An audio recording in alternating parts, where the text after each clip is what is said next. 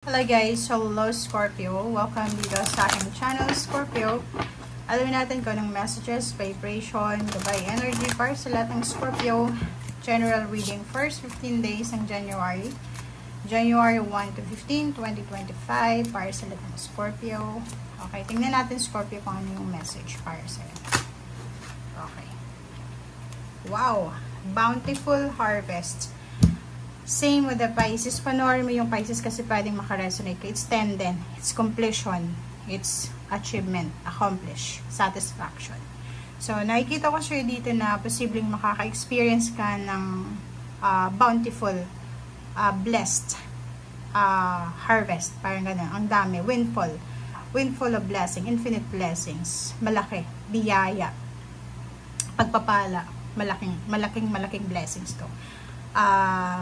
Malaking pag-aani siya. So, nakikita ko lahat ng sacrifices mo, lahat ng mga pinagpaguran mo, ay posibleng, makukuha mo siya. Okay? So, kung ano man tong tinatrabaho mo, kung ano man tong pinagtsatsagaan mo, sinasacrifice mo, sa first 15 days ng 2025 ng January, makakatanggap ka ng pag-aani. It's harvest time. Tapos na yung waiting time sa'yo eh. Ginawa mo na yung test mo. So, you will receive. Pwedeng marami kang blessings na matatanggap. Okay? Culmination of vision, diba? 35, which is 8. So, it's freedom. Okay? You're free. You're free. Nakikita ko siya dito na yung parang yung plano mo sa buhay ay tapos mo ng pag-isipan. Parang pareho kayo ng mga Pisces. Panoorin mo yung Pisces. Parang pareho kayo. Culmination siya. So, nandun ka na. Malapit ka na. And nakikita ko wala nang pag-aalangan. Diba? Wala nang pag-aalangan. Talagang go for the gold ka. Go for your goals. Parang ganun. At peace ka sa mga dreams and vision mo. So, sobrang patience mo yan. Kaya mo yan makukuha, Scorpio. Kita ko rin yung pagkakataon. Ito na yung simula ng pag-iipon mo ng pera. Or ito na yung simula na makakaipon ka talaga ng pera. Okay. First card natin is same with the Pisces. Marami kang mga nabakanting oras, nabakanting araw, mga nahang na plano, nahang na mga vision, mission sa buhay, purpose, ang posibleng itutuloy mo. So, nakikita natin yung hangman na reverse na wala nang paghihintay. Nandun ka na sa culmination eh. Nandun ka na sa harvest. So, nakikita ko sir dito na go lang ng go. Okay? So, yun. It's either kasal, wedding.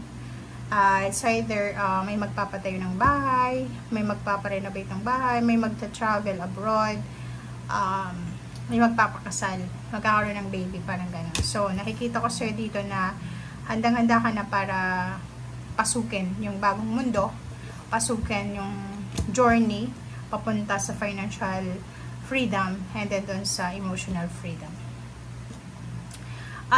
Expect the expected. Okay? Kasi sa dami-daming blessings, bountiful harvest to eh. So, ibig sabihin, marami kang biyayang matatanggap sa Scorpio.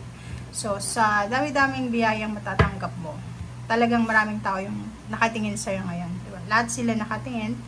And may mararamdaman sila, lalo yung merong mga lihim na galit sa your inggit. Talagang may inggit sila, mas lalo pa silang may inggit. Kasi financially, you will be super stable this year.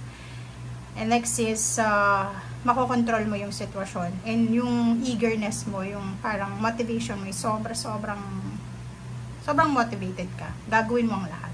Diba? Confidence, motivation, excitement, yun yung mararamdaman mo. So, sa ping relationship, if you're a single Scorpio, nakikita natin yung incoming relationship, mga courtship, engagement, parang ganun. So, new love life. Isang water sign, Pisces, Scorpio, and Cancer, same sign, or fire sign, Leo, or Sagittarius, ang posibleng makakatulong sa'yo para maging masaya ka, para maging happy, contented. And the moon card, iwasan mo yung ma-stress dito sa mga taong yan na wala namang may aambag sa buhay mo, and mag-focus ka lang sa ginagawa mo. Like, kung may business ka, sa business ka mag-focus. Kung may trabaho ka, sa trabaho ka mag-focus. Kasi kung makikita mo itong damon, connected siya dito. Diba? na naka-criss course kasi siya. So, sinasabi dyan sa'yo na posibleng may mga times within the year 2025 kasi it's a snake, year of the snake.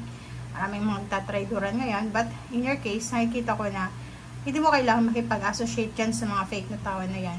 Hindi mo kailangan makipag-away, makipag-argumento, ipakita na tama ka, mali sila.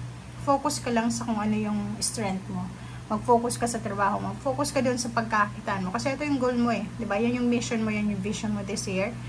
Kailangan mahawakan yung pera niyan. Kailangan maipon yung pera niyan. So, kailangan doon ka lang mag-focus sa pagkakaperahan. Hindi sa pagiging materialistic or ano pa man. Basta, wag mong sasayangin yung taong ito para sa mga unworthy quarrels or mga discussion na yan, posting sa social media. Dito ka mag-focus. Okay?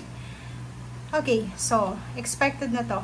Diba? Lahat ng water sign, Pisces, Scorpion, Cancer for the year 2025, you will be super hardworking. Okay? Ito yung taon na mas magiging sobrang hardworking ka. So, nakikita ko na pwedeng mag-multitask ka. Pwedeng dalawa yung trabaho mo, tatlo, parang ganun. Or pwedeng ang dami-dami mong mga obligations, duties and responsibilities. Kasi marami ka din kikitain eh. Marami kang kikitain. At the same time, marami ka din obligasyon. Okay, so nakikita ko ang daming financial news dito. So, kung makikita mo tong Page of Pentacles, it's expected news, balita regards to money. So, may mga upcoming news regarding sa money. Pwedeng may mga nangutang sa'yo na hindi nagbayad na posibleng magbabayad na sila. Basta may mga grudges ka regarding money na posibleng masettle siya this January. Okay? So, nakikita ko yung travel. Pwedeng nag-aantay ka ng travel abroad or travel sa malayong lugar. And by the first week or second week, third week or fourth week of January, meron ka ng desisyon or meron ka ng balita. Pakinig ka sa sinasabi ng intuition mo kasi kung ano mang nangyayari sa'yo sa ngayon, ay meron niyang lihim na information na gustong ipahiwatig sa'yo ng Panginoon. And as much as possible, since sobra kang workaholic this month, bigyan mo yung sarili mo ng time para makapag-rest, makatulog, makakain, makapagpahinga. Kasi importante din yung balance. Hindi lang puro trabaho. Okay? Last card natin is Four of Cups.